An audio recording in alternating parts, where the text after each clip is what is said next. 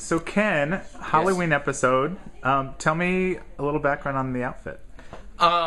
This is I'm obviously Peggy Fleming.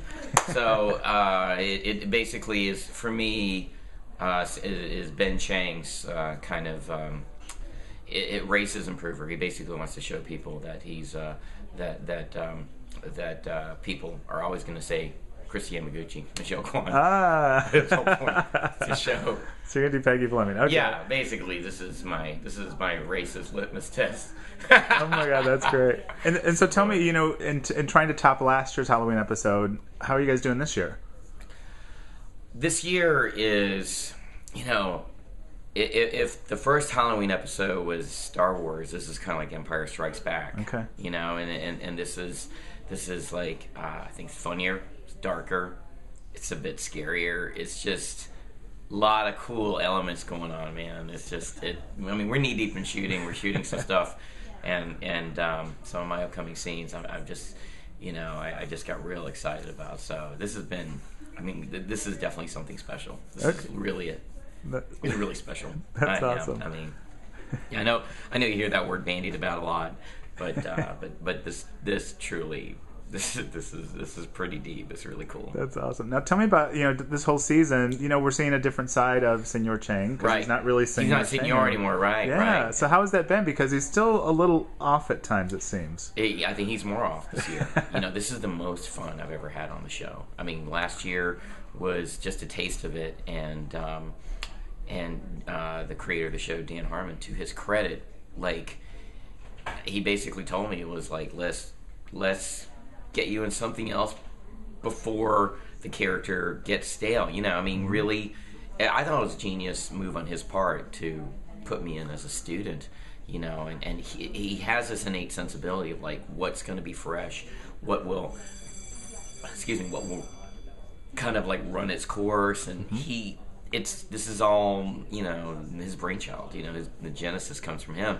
And we're just kind of executing it, and it's such a great feeling that, so for me, to get back to your question about, I feel great. I'm a student. I'm trying to kind of hang out with those guys sometimes, and to very bad results. It's just, you see more pain and suffering and misery on my character, and I could not be happier as an actor because I have so much to draw from now. I'm not just in the class just saying, right. It's just like, hey, I'm weirder, I'm stranger, it's funnier, it's on all levels, it's sublime, it's getting really great.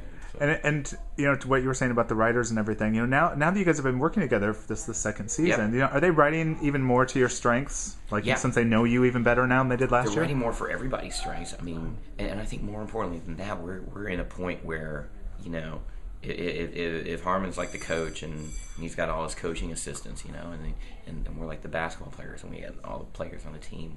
Everything's definitely it's fitting. We're really gelling right now.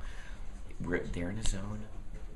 We're all in the zone. I feel like Dan, the writers, they can just throw a word. I can just grab it. Boom. I don't even have to prepare. I'll be like, hey, well, what do I say? Up, pull. And it's that kind of awesome. Almost like a second. It's like kind of like a second hand. It's like you don't have to even speak to each other. You can just say, hey, dude. And remember how you did in that episode? Why don't you do it?